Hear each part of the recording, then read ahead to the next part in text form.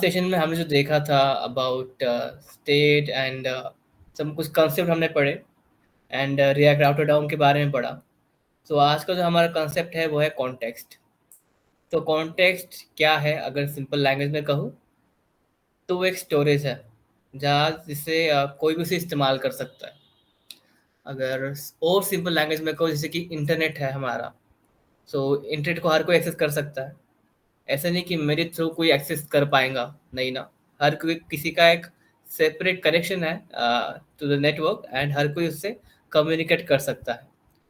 Suppose जो user है A and B, so user A जो है मैसेज भेजता है बी को और इंटरनेट से बी को मैसेज आ जाता है। अगर बी कुछ मैसेज सेंड करता है यूज़र ए को तो इंटरनेट के ज़रिए वो मैसेज ए को रिसीव हो जाता है। तो यहाँ पे एक ना सेंटर है ना हमारा कुछ, जहाँ से डेटा डेटा का लेन देन हो रहा है। सिंपल मैं कहे तो कि जहाँ से डेटा कोई ले सकता है, एक्सेस कर सकता है, मॉडिफाई कर सकता है। वैसे ही हमारे कॉन्टेक्स्ट का भी ऐसे ही कुछ काम होता है। तो कॉन्टेक्स्ट का हम जानने से पहले हम थोड़ा प्रैक्टिकली समझते हैं कि जो हमने कॉन्सेप्ट पढ़े हैं उसके बारे में, जो कि हमारा प्रॉप है उसके बारे में हम जानते हैं।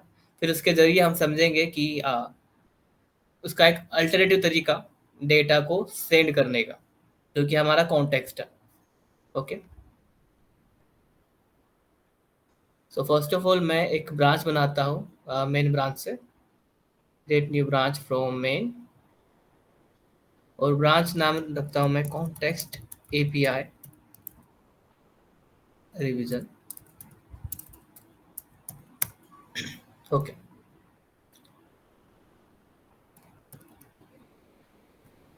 सो एक ब्रांच बनाई मैंने। अब इससे मैं रन करता हूँ npm run dev।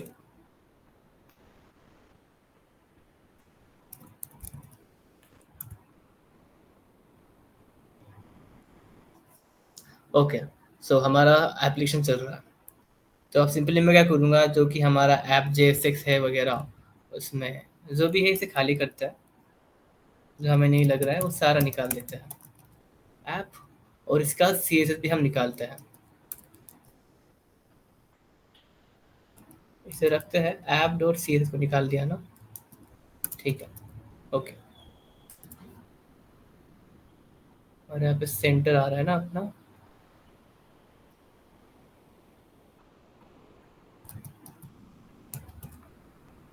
ओके, तो दिख रहा है यहाँ पे ऐप नज़र आ रहा है।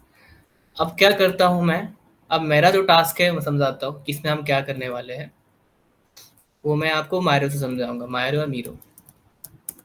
तो मीरो एक टूल है जहाँ पे हम हमारे फ्लोस बनाते हैं, जो या फिर हमारे डिज़ाइंस जो हमारे फ्लोस के होते हैं वैसे ही, या फिर कोई डायग्राम भी हम बना सकते हैं। कई सारे इसके यूज केसेस हैं। यहाँ पे हम अभी फ्लो समझने के लिए करने वाले हैं। देखो कि अभी मेरा क्या काम है कि मैं 3 कंपोनेंट बनाऊंगा, component A, component B and component C. अब ये जो है एक हायरार्की है, parent to children. So component C एक चिल्ड्रन है कंपोनेंट बी का, एंड कंपोनेंट बी चिल्ड्रन है कंपोनेंट ए का। तो इस तरीके से अभी हम पहले इसका यूआई बनाते हैं, फिर उसके और आगे हम समझते हैं। तो उसके लिए मैं यहाँ पे एक फ़ोल्डर बनाता हूँ कंपोनेंट्स नाम का, और उसमें कंपोनेंट ए JSX,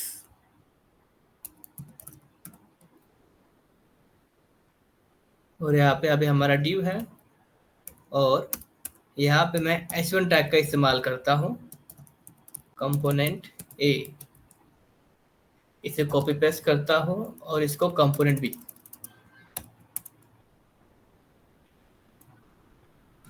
और ये हमारा बन गया कंपोनेंट बी। और यहाँ पे हम इसे क्या करेंगे, H1 की जगह H2 कर देंगे, ठीक है। और वैसे ही हम बनाएंगे कंपोनेंट सी,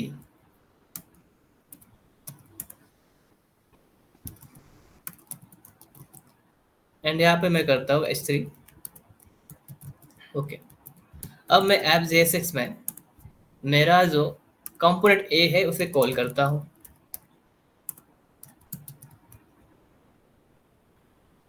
दिख रहा है कंपोनेंट ए नज़र आ रहा है, लेकिन मेरा टास्क क्या है कि कंपोनेंट ए में चिल्ड्रन होगा कंपोनेंट बी। तो उसके लिए मैं क्या करूँगा, कंपोनेंट ए के अंदर यहाँ पे मैं कंपोनेंट बी को कॉल करूँगा। अब दिख रहा है कंपोनेंट बी भी हमारा आ चुका है। वैसे ही फिर कंपोनेंट बी पे हमारा चिल्ड्रन है कंपोनेंट सी। ओके, तो इस तरह से हम जो है हमारे कंपोनेंट्स को कॉल करते हैं पेरेंट चिल्ड्रन के रिलेशन में। एंड जो अभी हमारा टास्क है वो ये है कि मैं एक मैसेज नाम का स्टेट बनाऊंगा कंपोनेंट ए के अंदर, और मैं वो चाहता हूँ कि वो जो है कंपोनेंट सी को मिले। तो इसे हम किस तरह से करेंगे, ये हमारा कंपोनेंट ए है, मैं चाहता हूँ कि इसका कुछ डेटा पास हो कंपोनेंट सी को। तो उसके लिए हमने हमारे फर्स्ट सेशन में पढ़ा था अबाउट प्रॉप्स। अगर प्रॉप के बारे में याद नहीं आ रहा है तो वो फर्स्ट सेशन देख ले, उसमें आप इसके बारे में देख सकते हो। तो हम प्रॉप के जरिए कंपोनेंट ए से डेटा भेजेंगे कंपोनेंट बी को, और कंपोनेंट बी से डेटा भेजेंगे हम कंपोनेंट सी को। तो चलिए देखते हो किस तरह से हम कर सकते हैं। तो ये हमारा कंपोनेंट ए है।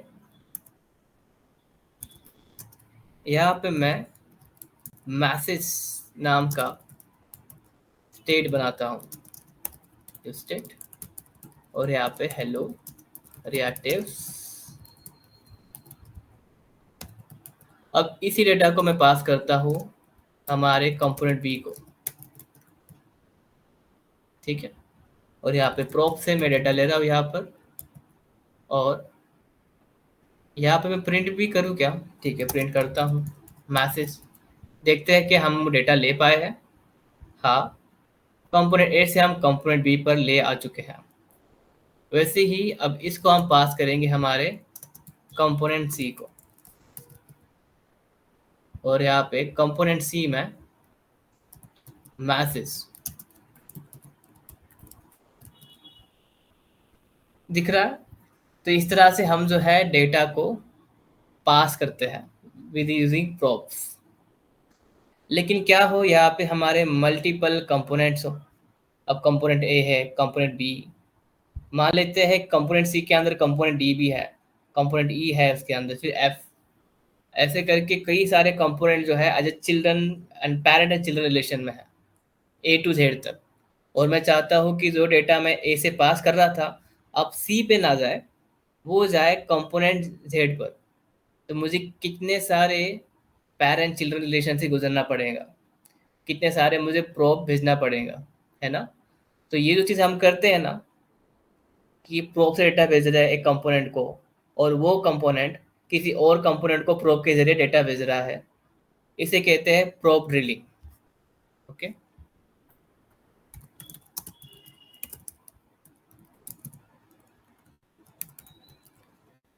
तो ये था हमारा प्रोब ड्रिलिंग। बट जो एक हमें इशू आता है कि मुझे कंपोनेंट ए से component B and component C मैं ऐसे डेटा भेजते रहूँ, एंड वो बहुत हेक्टिक हो जाएगा एक वक्त के बाद, है ना।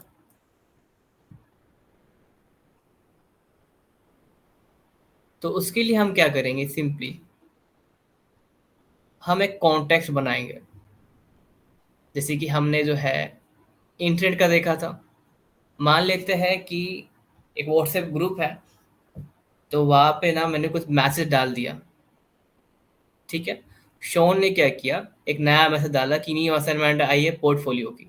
तो उसका जो डेटा है फैजन को भी जाएगा एंड महक को भी जाएगा। तो एक कॉन्टेक्स्ट है, सेंटरिक एक कॉन्टेक्स्ट है तीनों ऑब्जेक्ट के बीच में, है ना। तो वैसे ही हम करेंगे हमारे रिएक्ट में, component A, component B and component C. हम एक कॉन्टेक्स्ट क्रिएट करेंगे, ओके।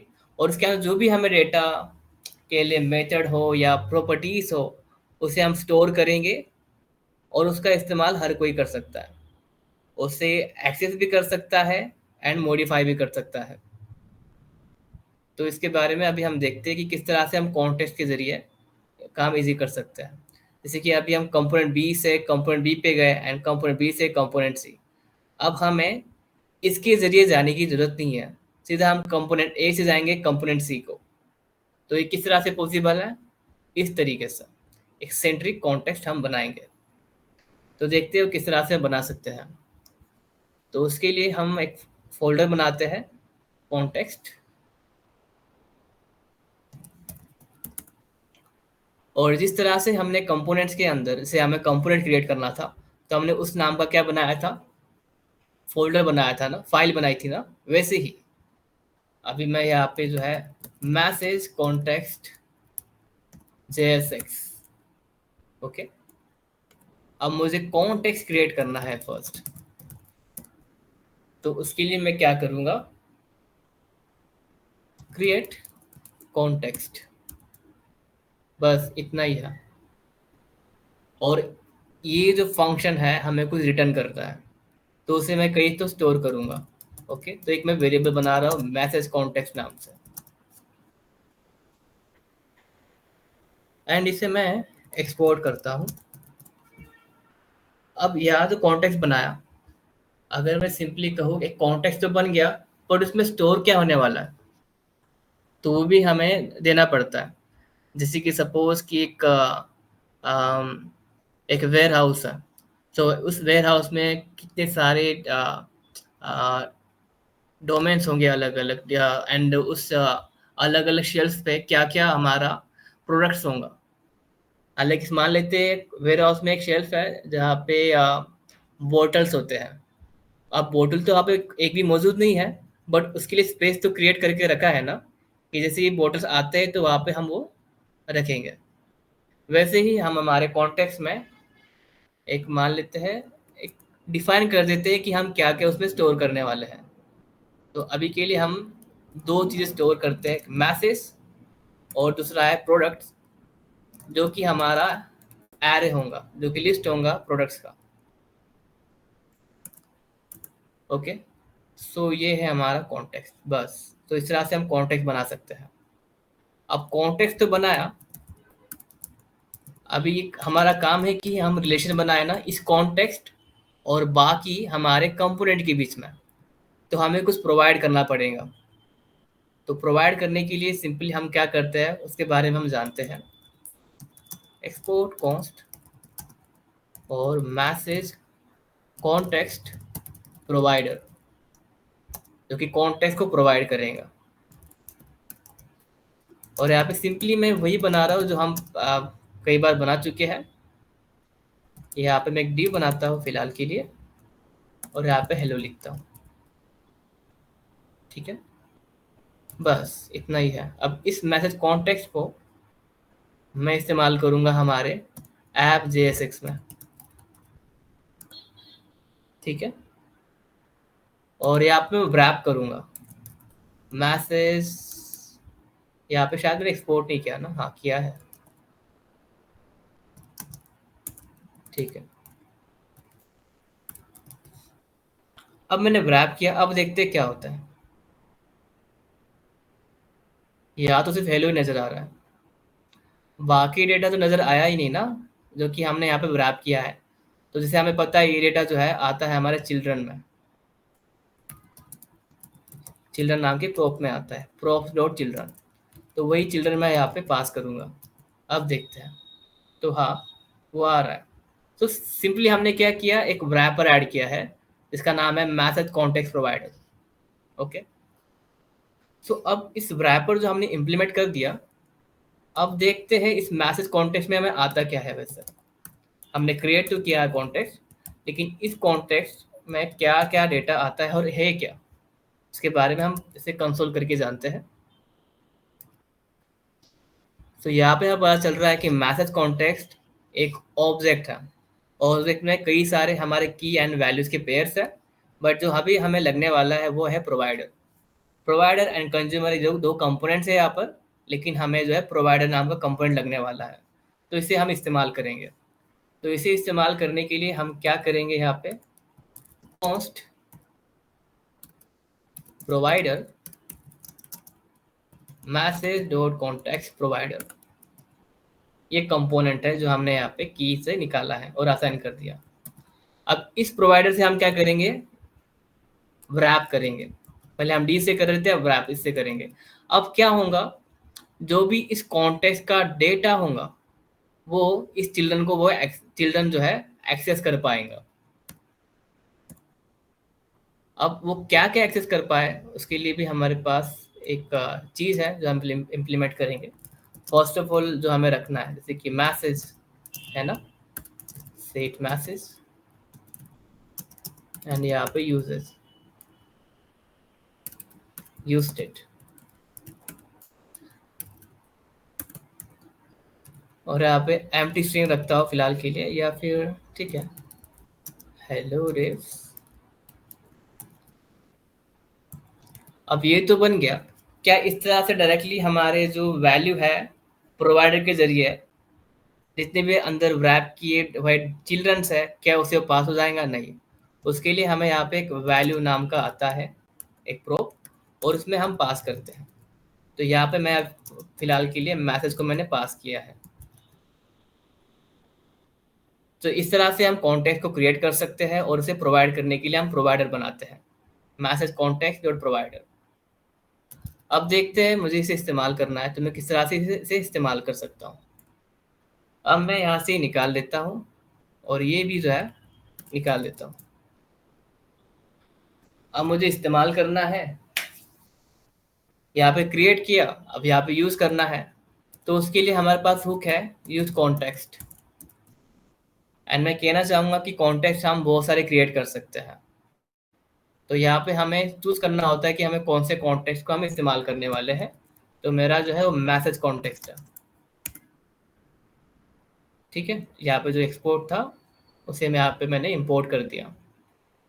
अब इस कॉन्टेक्स्ट को मैं ctx नाम के वेरिएबल में स्टोर करता हूँ और ctx को देखता हूँ कि क्या डेटा मुझे आ रहा है।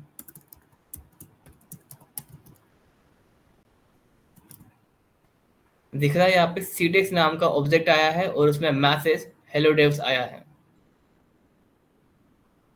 तो हो गया ना कि हम इस डेटा को अब बिना कोई प्रोब के जरिए हम कंपोनेंट ए में इस्तेमाल कर पाए, यानी कि जो हमारा कॉन्टेक्स्ट था उसे हम कंपोनेंट ई में इस्तेमाल कर पाए यूज कॉन्टेक्स्ट हुक के जरिए। तो यहाँ पे क्या करता हूँ मैं, इसे मैं प्रिंट करता हूँ एक वेरिएबल के अंदर, एंड यहाँ पे या फिर यहाँ पे ही दिखाता हूँ, जो कि हमारा ctx डॉट मैसेज है। दिख रहा है कंपोनेंट ए हेलो डेव्स आ चुका है। अब मैं डेटा कंपोनेंट बी को पास नहीं करूंगा। ओके, यहाँ से मैं प्रोब सारा निकाल देता हूँ, यहाँ से भी निकालता हूँ, और मैं सीधा जाता हूँ कंपोनेंट सी के अंदर, एंड कंपोनेंट सी के अंदर यहाँ से भी निकाल लेता हूँ। ओके, एंड यहाँ पे मैं क्या करूँगा, यही चीज़ कॉन्टेक्स्ट को यूज़ करूँगा। यहाँ पे यूज़ कॉन्टेक्स्ट जो कि हमारा मैसेज कॉन्टेक्स्ट है, और यहाँ पे ctx, यहाँ मैं सीधा यहाँ पे डिस्ट्रक्चर करके मैसेज निकाल सकता हूँ। जिन्हें डिस्ट्रक्चरिंग पता नहीं है उसकी सेशन हमारे अवेलेबल है यूट्यूब पे, तो आप उसके जरिए भी इसके बारे में पढ़ सकते हैं। Destructuring, rest parameter and spread operator. अब देखते हैं क्या हो गया यहाँ पर। हाँ, हेलो डेव से यहाँ पे भी डेटा आ गया, तो मुझे कंपोनेंट बी के थ्रू जाने की जरूरत नहीं पड़ी है। अब इसे थोड़ा ना मॉडिफाई करते हैं हम। सिंपली मैं क्या करता हूँ, कंपोनेंट ए का ना यहाँ पे h2 कर देता हूँ, क्योंकि स्पेस आई थिंक ठीक है, यहाँ छोटा ही कर देता हूँ। हाँ, यहाँ पे एक इनपुट भी डाल देता हूँ